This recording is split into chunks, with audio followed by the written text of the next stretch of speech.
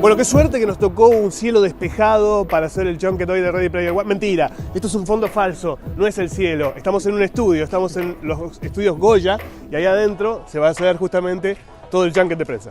Bueno, este es el sector para prensa que han armado para el junket de Ready Player One. En instantes vamos a estar charlando con Steven Spielberg y los actores, pero además está todo ambientado con íconos de la década del 80. Están los videojuegos y además este personaje que es fantástico, el gigante de hierro, uno de los personajes que más importancia tienen dentro de la historia. Nos enteramos más en las entrevistas. Yeah, I like that jacket. Oh, thank you so Yeah, much. that is cool. I'm journalist, but at the same time I'm fan. So thank you for your movies. I growing up with your movies. I'm very important in my life and my career. So thank you. Thank you very much. When I read the book, the novel, I thought this is a movie for Spielberg. This Did you really? novel is for Spielberg.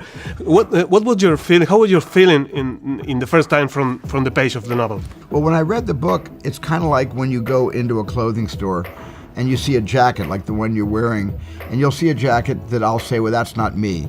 And then you'll see another coat and you'll look at it, you'll think you already bought it 10 years ago because it looks so much like you imagine yourself to look, and I'll buy that jacket. When I read the book, I said, oh my goodness, this is the sum total of my entire career in one book. I've got to tell the story. I've got to make this movie. Yeah. So guys, how is working with this legend? Incredible. I learned more on this movie than I ever have on any other film, and you know, to work with Steven is such a. I'm so grateful for having experience, and he makes it very, very easy to be excited about coming to work every day. Yeah, his curiosity is very infectious. It was a very charmed, I think, a very charmed environment, a very special experience. You know, it's interesting because, you know, I really felt a great deal of trust. Olivia had trust in me, and Ty had trust in me, and the cast did. But there's another reciprocity here where I trusted them.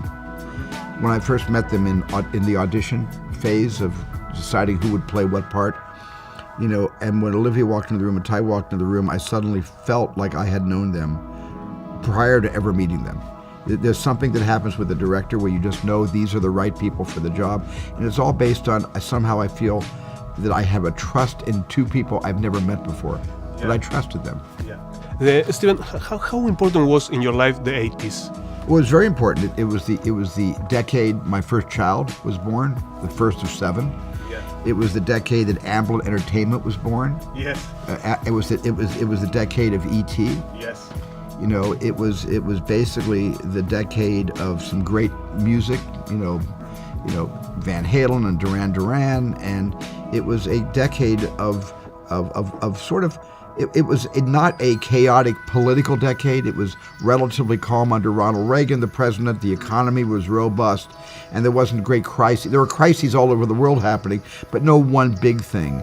And it was a kind of a break from the chaos of the 60s and the chaos that was to follow several decades later that we're now existing in. I need to ask you, what made you decide to become a filmmaker, a director? I don't know. I picked up a camera one day that my father had at home, an 8mm, film, 8mm Brownie camera, and I just started making movies of our camping trips. My family, we used to camp outside all the time, and we used to go out on these vacations with my sisters and my mom and dad, and I used to dramatize it wasn't important for me to capture what was actually happening.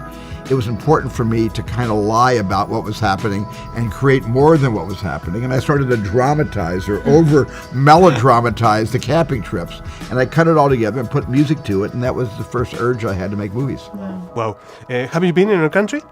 I have not yet been to Argentina. I hope to someday. You have many fans in our country. Oh, good. I'm glad to hear that. We're waiting. Thank you so much. And thank you for Jobs, for Close Encounter, for E.T., for Indiana Jones, for Munich, for The Post, for all your movies. Thank you. Thank you so much. Thank you very much. Thank you. It's very nice of you. Thank you. Appreciate it.